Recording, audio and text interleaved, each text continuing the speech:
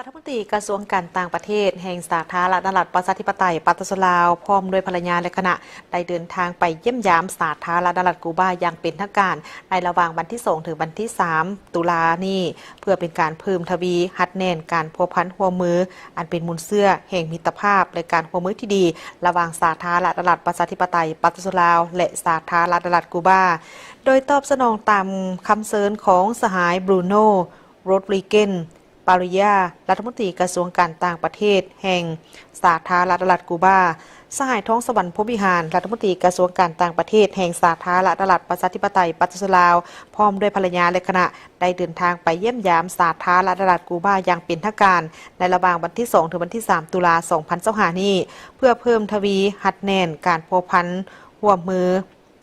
ที่เป็นมูลเสื้อแห่งมิตรภาพในการหัวมือที่ดีในความสามัคคีฐานอ้ายน้องระหว่าง2 พรรค 2 รัฐก็คือประชาชน2ชาติสาธารณรัฐประชาธิปไตยปัตตาลาวและสาธารณรัฐกูบา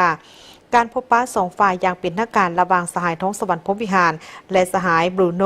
โรดริเกนปาริยาพร้อมด้วยคณะผู้แทนของทั้ง2 ฝ่ายได้มีขึ้นในเมื่อวันที่3ตุลา2025นี้ที่นครหลวงลาฮาวาน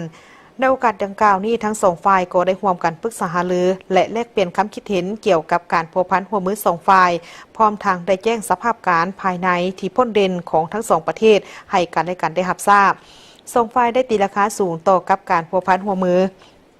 ระหว่าง2 พรรค 2 รัฐและประชาชน2 ชาติที่ได้หัดแน่นและยกสูงอย่างบ่หยุดยั้งบนพื้นฐานประเทศเพื่อนมิตรยุทธศาสตร์ที่มีอุดมการณ์เดียวกันและมีมูลเสื้อการพัวพันอันดีที่มีมาแต่ยาวนานโดยเห็นได้ถึงการพัวพันการหัวมือทางด้านการเมืองที่อยู่ในระดับดีเลิศและนับมือนับแน่นแฟ้นยิ่งขึ้นซึ่งแสดงออกในการแลกเปลี่ยนเยี่ยมยามของคณะผู้แทนขั้นสูงของทั้ง2 พรรค 2 รัฐก็คือบรรดาองค์การจัดตั้งมหาชนของทั้ง2 ประเทศที่จัดเป็นประจำพิเศษในปี 2024 ที่ผ่านมา2 ประเทศแม้นได้ร่วมกันจัดพิธีเฉลิมฉลองครบรอบ50 ปีแห่งการสร้างตั้งสายพัวพันการทูตลาวกูบาลาวอย่างเป็นขบวนโฟดฟื้นและมีความหมายและพร้อมเดียวกันนี้ทั้ง2 ฝ่ายก็ยังได้ตีราคาสูงต่อการร่วมมืออันสำคัญทางด้านเศรษฐกิจการค้าสาธารณสุขการศึกษากีฬากสิกรรมด้านวัฒนธรรมสังคมระหว่าง2 ประเทศได้รับการเสริมขยายการเดินทางเยี่ยมยามในครั้งนี้ถือเป็นครั้งทบิดของสหายท้องสวรรค์พรหมวิหารภายหลังที่ดำรงตำแหน่งเป็นรัฐมนตรีกระทรวงการต่างประเทศแห่งสาธารณรัฐประชาธิปไตยปัตตาลาวทั้งเป็นการส่งเสริมและหัดแน่นสายพัวพันมิตรภาพและการร่วมมือที่เป็นมูลเสื้ออันดีงามที่มีมาอย่างยาวนานและความสามัคคีฐานอ้ายน้องระหว่าง2 พรรค 2 รัฐและประชาชน2 ชาติกูบาลาวให้นับมือนับแน่นแฟ้นยิ่งขึ้น